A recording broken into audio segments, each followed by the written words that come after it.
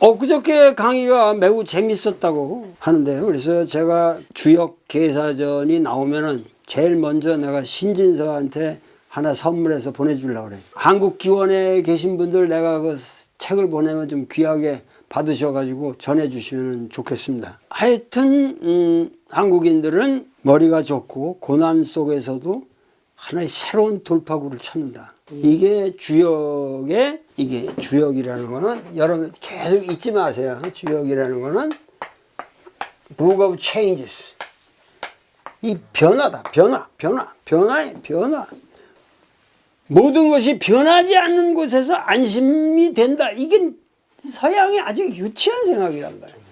모든 건 변하는 가운데서 나의 지속적 위치를 찾는다. 이게 인생이죠. 에?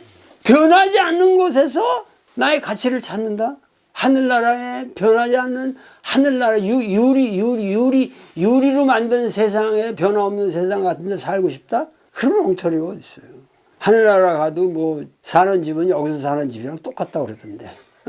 스베덴보르그인가. 그래서 칸트가 처음에 그놈한테 처음에 미쳐가지고 좋게 얘기했다가 나중에 저 새끼 저 사기꾼이라고. 임마누엘 칸트 같은 사람도 그렇게 속아요. 근데 뭐 자기가 하늘에 가봤는데 말틴 루터가 저 형편없는 옛날 집에 살고 있더라 뭐 이런 소리 하고. 그런 것을 우리가 서양 철학이라고 하는 게 그런 수준에서 칸트라는 사람도 만나보면 얼마나 어리숙한 사람이었을까 하는 생각 들어요. 그런 거 보면은. 그러니까는 하여튼 제 책을 보시면은 이제 앞으로 그런 얘기들이 재미난 얘기가 다 나올 겁니다. 오늘은 택천쾌, 쾌라는 거죠. 이거 뭐 이렇게 이거 다섯 효가 밑으로 전부 양효가 있고 위에 하나 이렇게 음효가 있는 택천쾌. 이런 비슷한 쾌들이 많죠. 이렇게 하면 이게 뭐라고 그랬죠? 복쾌가 되는 거죠. 이게 이게 또 바뀌면 후쾌가 되고 국쾌가 되고 이제 여러 가지 되는데, 건이 아래 있고 태가 위에 있습니다. 하늘 위에 연못이 있는 거죠. 하늘 위에 연못이 있는 거죠. 그러니까 물기가 이렇게 하늘 위로 올라가 있기 때문에 땅이 마를 염려가 없고 이 지상에 많은 축복을 준다. 뭐 이런 의미도 있다고 그래요. 근데 쾌라고 하는 것은 이제 이거 쾌라고 있지만 우리가 유쾌하다 그럴 때 이 쾌자는 이렇게 되지만은 대개 이 삼수변함이 결이 된단 말이에요. 그러니까 아주 결의에 찬 결단 이런 의미도 들어가요. 그리고 아주 유쾌하다는 의미도 들어가고, 그러나 이런 결단이라는 의미가 들어갑니다. 그래서 택천쾌는 개사전의 저자가 상당히 많이 다룹니다. 굉장히 중시하는 괴고, 그래서 택천쾌가 옛날 사람들한테 상당히 매력이 있었던 괴라는 것을 우리가 알 수가 있습니다. 그래서 이 대상전을 보면은 택이 여기 대상이라고 하는 거는 이 형태만 가지고, 팔괘의 형태만 가지고 얘기를 한다고 그랬잖아요. 이 대상전의 특징이라고 하는 게. 그래서 연못이 하늘 위로 올라가 있다 그랬죠. 그대로 말한 거예요. 팔괘의 윗괴는 택이고 밑에가 천이다 그거죠. 연못이 하늘 위로 올라가 있는 게 쾌괴의 모습이다. 그러니까 이게 대상전을 쓴 사람은 그 주역의 어떤 괴상이라든가 이름이라든가 이런 거는 우리와 똑같은 걸 갖고 있었다는 얘기죠. 갖고 있었고, 그래서 이 사람은 이런 걸 썼는데, 그래서 군자는 쾌괴를 본받아서, 그런 의미가 돼요.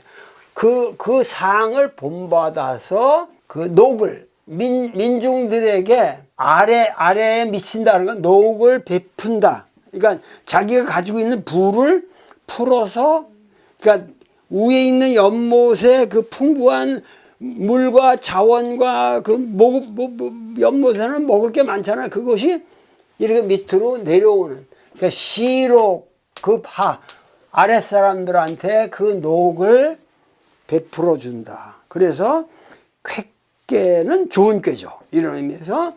그런데 거덕즉기라고 그랬어요. 그러니까 이게 뭐냐면 일종의 공성이 불거라는 말 있죠. 여기 노자의 아주 유명한 얘기. 공이 이루어져도 거기에 거하지 않는다. 그런 것처럼 그렇게 해서 베풀어 주어도 그 덕을, 그 공을, 공에 거하는 거. 내가 그렇게 너희들을 베풀어 줬다. 지도자라면, 민중의 지도자라면 민중에게다가 항상 녹을 베풀어도 내가 너희들이 내 덕분에 잘 살고 있는 거야. 내가 너희들한테 줬어. 내 공이야. 내 덕인 줄 알아. 이러한 생각을 금기로 삼는다. 하지 않는다 이거죠. 사실 정치라고 하는 거는 이런 그야말로 자기 헌신, 모든 거를 공성이 불과한, 공이 이루어져도 거기에 거하지 않는 그런 자세로 살아야 될 텐데, 아직도 우리나라의 정치는 모든 사람들이 내가 아니면 안 된다. 그리고 최종적 목적은 그 자리를 내가 획득해야 된다. 자리만 획득하지 그거를 자리를 획득해서 무엇을 하느냐. 여기에 대한 아무런 비전을 알 수가 없어요. 거기에서 우리가 판단할 수가 없어요. 그런데 이 택천쾌라는 괴는 여기 이 효사들을 쫙 따라가다 보면 역이라는 게 다 이 역이라고 하는 게 변화를 전제로 하고 있기 때문에 모든 이 역의 64기가 전부 혁명적 요소가 있어요. 혁명에 대한. 바꿔야 된다. 혁명이죠. 지금 이것도 뭐냐면은 지금 우리 이게 음이라고는 소인이란 말이에요. 소인이고 아주 좋지 못한 역인데 밑에 5 군자들이 이 양효가 있어도 이 소인한테 눌려가지고 소인이 위에 앉아 있으니까. 그러니까 이게 전체 그 효를 보면은 전부가 뭐냐면 어떻게 하면 얘를 내보내느냐. 그러니까 이게 혁명이죠. 전부 그런 그 쾌라고 하는 게 뭐 유쾌하다. 그렇지만 사실 이 결이라는 게 그냥 완전히 단죄한다는 그런 의미가 있다면 결이라는 거는. 그러니까 이놈을 몰아내야 되는 거야.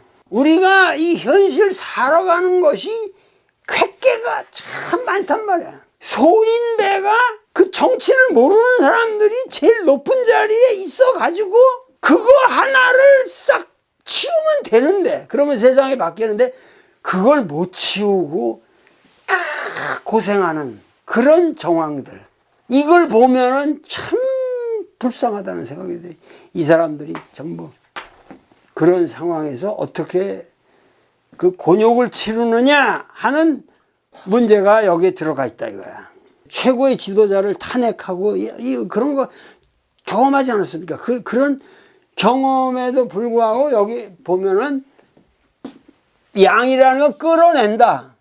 여기 왕정이라고 하는 거는 왕의 뜰에다가 요놈을 끌어내야 된다 이거야. 그래가지고 광화문 앞에다가 끌어내서 부호라는 게 뭐냐면 그 죄상을 낱낱이 고하게 만들어야 한다. 유려라고 그랬잖아요. 유려.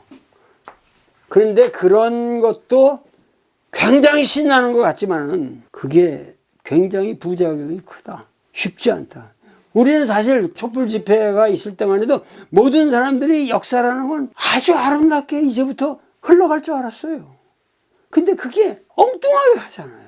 오히려 거기서 탄핵을 주도했던 사람들이 그냥 거기서 그냥 검찰공화국이 되어버리고 오늘날 우리가 이런 사태로 올리라고 누가 그때 생각을 했겠냐고요. 이런 부호, 그 모든 잘못을 외치게 만들어야 되지만은 걱정할 만한 사태가 상당히 그런 상황에도 많이 따른다. 그런 얘기예요. 그러기 때문에 뭐죠? 업으로부터 고하게 해야 된다는 것은 내가 생각에 이게 여러 가지 해석 방식이 있으나 결국은 민중들이 살고 있는 이게 업이거든요. 그 업으로부터 이게 여러 이 성토대도 열리고 그러면서 전체적으로 왕정에서만 이루어지는 게 아니라 업에서부터 이런 것이 다 포고돼야 되고 고해져야 된다. 그 민중이 정말 진심으로 그 상황을 이해하고 그렇게 가야 된다. 여기 뭐냐 분리 즉 융이라고 했어요. 곧바로 칼로 처단하는 것은 이롭지 않다 그랬거든요. 무력을 써서 그런 거를 갖다가 그 사태를 깨끗이 끝내버리는 건 좋을 것 같지만은 거기에도 문제가 있다. 그러니까 주역에는 이게 상당히 이게 보수 진보다라는 이런 허무맹랑한 우리가 인식에서 지금 역사를 잘못 보는데 정치사를 보는 사람들이 주역에는 혁명이 없어요. 모든 혁명을 말하지만 절대적인 혁명이 없고 절대적인 어떤 해결이라는 게 없다고. 항상 혁명을 해도 또다시 새로운 국면이 따라오게 돼 있고 그 모든 거를 항상 우리가 보면서 가야지. 혁명한다. 혁명 그걸로 끝나는 혁명은 없다.